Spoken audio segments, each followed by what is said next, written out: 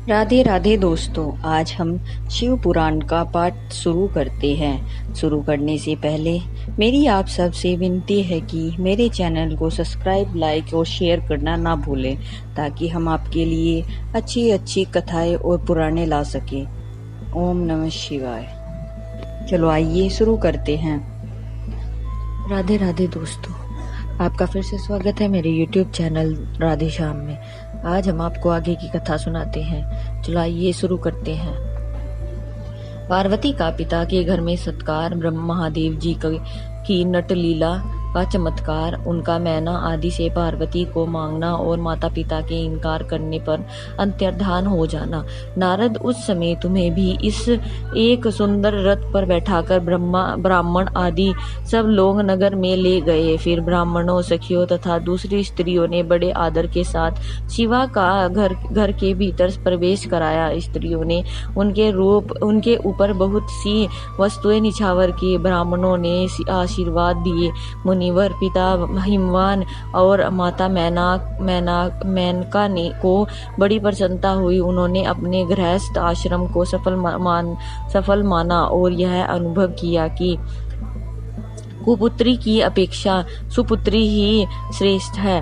गिरिराज ने ब्राह्मणों आदि वंदनीय जनों को धन दिया और ब्राह्मणों से मंगल पाठ करवाया। मुने इस प्रकार पार्वती के साथ हर्ष भरे माता पिता, भाई और भाभियां भी घर के आंगन में प्रसन्नता पूर्वक बैठी। तदनंतर हिमवान प्रसन्नचित से सबका आदर सत्कार करके गंगा स्नान के लिए गए।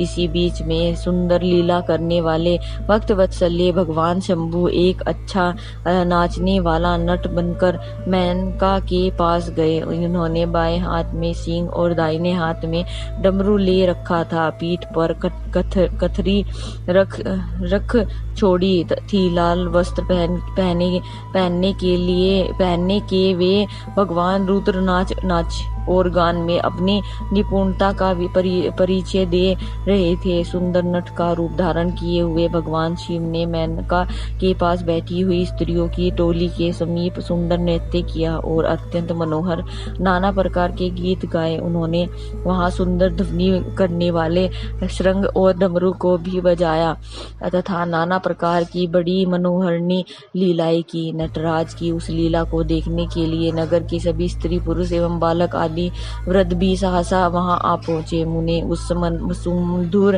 गीत को सुनकर और मनोहर उत्तम नृत्य को देखकर वहां आए वे सब लोग तत्काल मोहित हो गए। मैना भी मोही गई। उधर पार्वती ने अपने हृदय में भगवान शंकर का साक्षात दर्शन किया। वे त्रिशूल आदि चिन्ह धारण किए अत्यंत सुंदर दिखाई देते थे। उनका सारा अंग विभूति से विभूषित था। वे हड्डियों की माला से अलंकृत थे। उनका मुख सूर्य, चंद्र एवं अग्नि रूप 3 नेत्रों से उदासित था। उन्होंने नाग का यज्ञोपवीत धारण किया था। उनके उस सुरम्य रूप को देखकर दुर्गा प्रेम वेश से मूर्छित हो गई।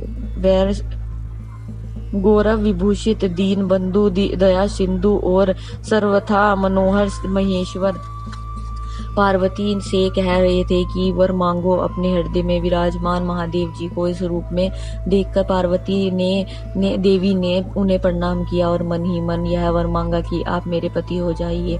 प्रीति युक्त हृदय से शिवा को और वैसा कल्याणकारी वर देकर वे पुनः अंतर्ध्यान हो गए और वहां पूर्ववत भिक्षा मांगने वाला नट बनकर उत्तम नृत्य करने लगे। उस समय मैना सोने की थाली में रखे हुए बहुत से सुंदर रत्न ले उन्हें प्रसन्नता पूर्वक देने के लिए गई। उनका वह ऐश्वर्य देखकर भगवान शंकर मन ही मन बड़े प्रसन्न हुए, परंतु उन्होंने उन रत्नों को भी स्वीकार नहीं किया। वे भिक्षा में उनकी और उनकी पुत्री शिवा को मांगने लगे और पुनः कौतुक व सुंदर नृत्य एवं गान करने को उद्यम हुए। मैना उस भिक्षुक नट की बात सुनकर अत्यंत कुपित हो उठी और उसे डांट फटकारने लगी।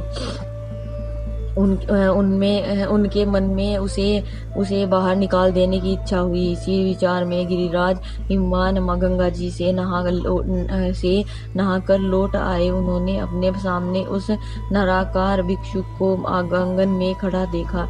मैना के मुख से सारी बातें सुनकर उनको भी बड़ा क्रोध हुआ। उन्होंने अपने सेवक को आज्ञा दी, इस नट को बाहर निकाल दो। मुनि श्रेष्ठ वे नटराज विशाल काय अग्नि की भांति उन्हें उत्तम तेज से प्रज्वलित हो रहे थे। उन्हें छूना भी कठिन था, इसलिए कोई भी उन्हें बाहर न निकाल सका था। तो फिर तो नाना प्रकार की लीलाओं में विश्राद उन भिक्षु शिरोमणि ने शैलराज को अपना अनंत प्रभाव दिखाना आरंभ किया। हिमवान ने देखा भिक्षुक ने वहां तत्काल ही भगवान विष्णु का रूप धारण कर लिया। उनके मस्तक पर किरीट, कानों में कुंडल और शरीर पर पीत वस्त्र शोभा पाते हैं। उनके 4 भुजाएं हैं। हिमवान ने पूजा के समय गदाधारी श्री हरि को जो पुष्प आदि चढ़ाए थे, वे सब उन्होंने भिक्षुकों के शरीर और मस्तक पर देखे। तत्पश्चात गिरिराज ने उन भिक्षुक शिरोमणि को जगत श्रेष्ठ चतुर्मुख ब्रह्मा के रूप में देखा। उनके शरीर का वर्ण लाल था और वे वैदिक सूत्रों का पाठ कर रहे थे। तदंतर शैलराज ने उन कौतुककारी नटराज को एक क्षण में जगत के नेत्र रूप सूर्य के आकार में देखा था। इसके बाद वे महान अद्भुत रुद्र के रूप में दिखाई दिए। उनके साथ देवी पार्वती भी थी। वे उत्तम तेज से संपन्न रमणीय रुद्र धीरे धीरे हंस रहे थे। फिर वे केवल तेजोमय रूप से दृष्टि गोचर हुए। उनका वह स्वरूप निराकार, निरंजन, उपाध्याय, शून्य, निरीह एवं अत्यंत अद्भुत था। इस प्रकार हिमवान ने उनके रूप से बहुत से रूप देखे।